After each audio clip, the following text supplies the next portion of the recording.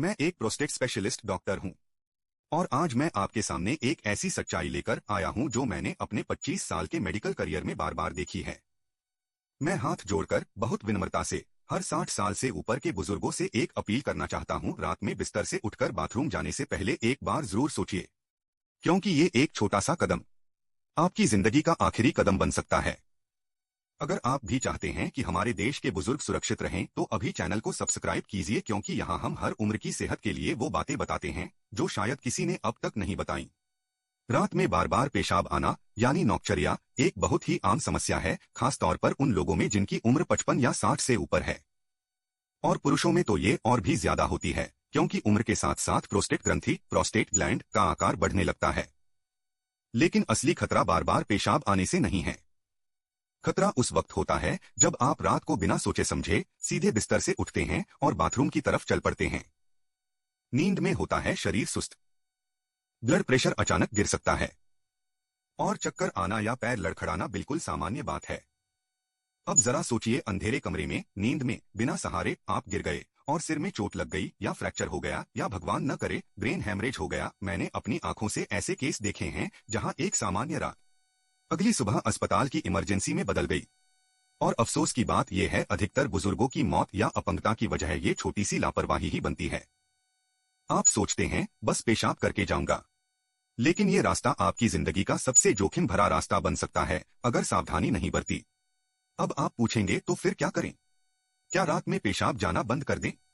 नहीं, पेशाब तो जरूरत है, लेकिन तरीका बदलना जरूरी है। कई बार जिंदगी की सबसे बड़ी सुरक्षा बस 2 कदम पीछे हटकर सोचने में होती है। इसलिए मैं आपको कुछ ऐसी बातें बताने जा रहा हूं जो रात में कभी भी नहीं करनी चाहिए, वरना खतरा बेहद बढ़ जाता है।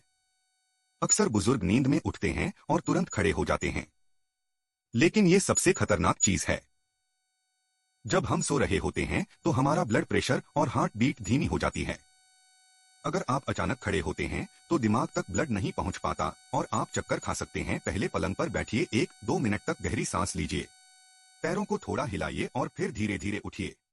अक्सर बुजुर्ग सोचते हैं रोज यही रास्ता है, मुझे याद है, लेकिन नींद में आंखें धोखा दे सकती हैं। कमरे में एक नाइट लाइट या सेंसर वाली लाइट लगवाइए, टॉर्च रखें या मोबाइल की फ्लैशलाइट का इस्तेमाल करें। बाथरूम का दरवाजा आधा खुला रखें ताकि रोशनी अंदर से दिखे। आपके पास दीवार हो, छड़ी हो, वॉकर हो, जो भी हो, उसे इस्तेमाल करना शर्म की बात नहीं है। गिरने से अगर कूल्हा टूट गया या सिर पर चोट लग गई तो पूरा जीवन बिस्तर पर बीत सकता है। बाथरूम में फिसलन, पानी का जमा होना, गीला फर्श, ये जानलेवा हो सकता है। एंटी स्किड मैट लगवाइए, ग्रैब बार हैंडल लगवाइए जिसे पकड़कर बैठा या खड़ा जा सके, और जरूरत हो तो पोर्टेबल कमोड पास में रखें।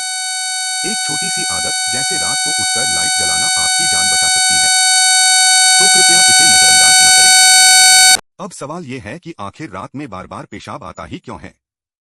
क्या ये सिर्फ उम्र का असर है? नहीं, इसके पीछे कई कारण हो सकते हैं और इन्हें समझना बहुत जरूरी है। 60 की उम्र के बाद ज्यादातर पुरुषों में प्रोस्टेट ग्रंथि धीरे धीरे बढ़ने लगती है। यह ब्लैडर पर दबाव डालती है, जिससे पेशाब पूरी तरह बाहर नहीं निकल पाता और थोड़ी थोड़ी देर में बार बार जाने की जरूरत महसूस होती है। अगर आपका शुगर लेवल कंट्रोल में नहीं है तो शरीर अतिरिक्त ग्लूकोज को पेशाब के जरिए बाहर निकालने की कोशिश करता है। इससे बार बार पेशाब आता है, दिन में भी और रात में भी।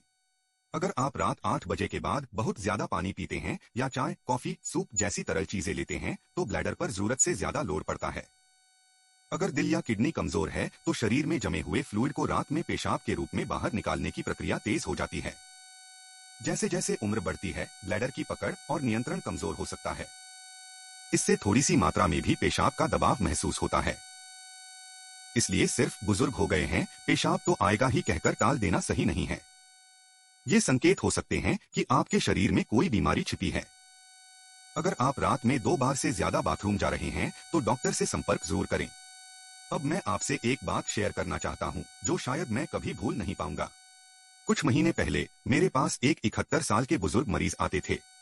हंसमुख सज्जन, समय पर चेकअप करवाने वाले। हर बार कहते थे, डॉक्टर साहब बस रात को पेशाब के लिए उठना पड़ता है, बाकी सब ठीक है। हमने कुछ दवाएं दी, लेकिन उन्होंने कहा, अरे डॉक्टर साहब इतनी भी क्या सीरियस बात है, मैं तो रोज ही उठ जाता हूं। लेकिन एक रात वो बाथरूम जाते हुए गिरे, सिर में गहरी चोट लगी, ब्रेन ब्लीड हुआ और 48 घंटे बाद उनका शरीर तो हॉस्पिटल में था, लेकिन जान नहीं रही। उस दिन उनकी बेटी मुझसे बस एक बात कह रही थी, काश डॉक्टर साहब आपने पापा को जोर देकर कहा होता। उसी दिन मैंने तय कर लिया, अब मैं ये बात सिर्फ अपने मरीजों से नहीं, हर घर, हर बुजुर्ग और हर परिवार तक पहुंचाऊंगा। क्योंकि ये सिर्फ एक मेडिकल जानकारी नहीं है, ये जिंदगी और मौत के बीच का फर्क हो सकता है। अब सवाल ये है, क्या रात को बाथरूम जाना बंद कर दें? नहीं, लेकिन सुरक्षित तरीके अपनाना जरूरी है। यहाँ मैं आपको बता रहा हूँ 6 ऐसे आसान और असरदार उपाय जो आपकी रातों को सुरक्षित बना सकते हैं, बिना किसी दवा या ऑपरेशन के। सोने से पहले पानी कम पिएं। रात 8 बजे के बाद तरल पदार्थ जैसे पानी, दूध, सूप या चाय कॉफी लेना कम करें। इससे ब्लैडर पर दबाव कम होगा और उठने की जरूरत घटेगी। सोने से ठीक पहले एक बार बाथरूम जरूर जाएं। ये आदत बहुत छोटी लगती है, लेकिन इससे आधी दिक्कत कम हो जाती है। नाइट लाइट जरूर लगवाएं। कमरे और बाथरूम के रास्ते में हल्की रोशनी जलती रहे ताकि बिना भटकाव के सुरक्षित चल सके। अब सवाल यह है, क्या रात को बाथरूम जाना बंद कर दें? नहीं, लेकिन सुरक्षित तरीके अपनाना जरूरी है।